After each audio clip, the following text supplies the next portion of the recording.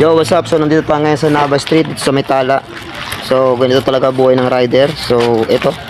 Meron tayong item dito na, hindi kinuha ng customer. So, almost 20 minutes na ako naghintay dun. Wala, ganito talaga eh. So, babalik tayo sa, sa Burger King para isoli ito. Sayang oras natin. Tara, let's go.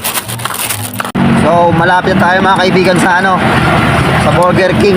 Isoli na natin yung, yung pagkain na hindi kinuha ng customer, saka hindi nagpakita. Tawag ako ng tawag, text ako ng text, hindi sumasagot. Yun lang talaga, ganito lang talaga ang buhay ng rider. Shoutout sa'yo ma'am, sa customer ko. Sana makonsensya ka sa katulad namin mga rider. Kami, naghihirap kami na na i-deliver na maayos yung pagkain na binibili nyo, pero hindi kayo nagpapakita. Sa customer ko na si Diana, si Ceres, na hindi nagpakita sa akin. Huwag mo lang gawin sa mga ibang rider yung kasi kawawa naman kami. Nagtatrabaho lang kami tapos inaganyan mo kami. So yan mga kaibigan, dito na tayo sa Burger King. Ito na yung foods nyo. Yan o. Susuli natin. Kabuisit, sayang oras ko. Ay nako, kukunin ko lang yung ID ko dito.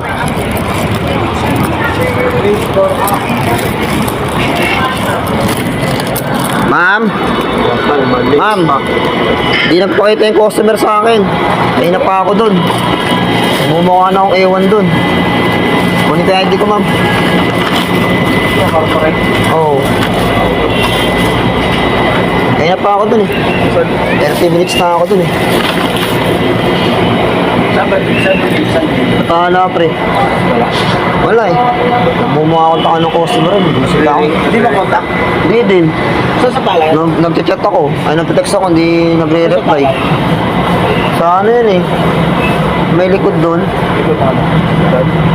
Pangalan nun.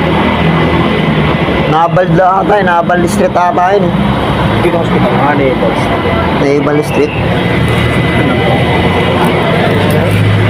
Ayan, so yun natin ito mga kaibigan. Sayang talaga oras natin.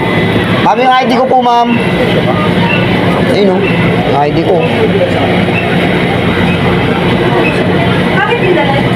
Ma'am, hindi po natatawagan yung customer. Hindi rin nag-request sa text ko eh. Tama lang. Kukunin ko po yan yung ID ko. Ayun po yung ID ko. Tawag ma'am, kayo na pa ako dun eh. 30 minutes na ako dun ma'am eh. Tawagan mo yung guest.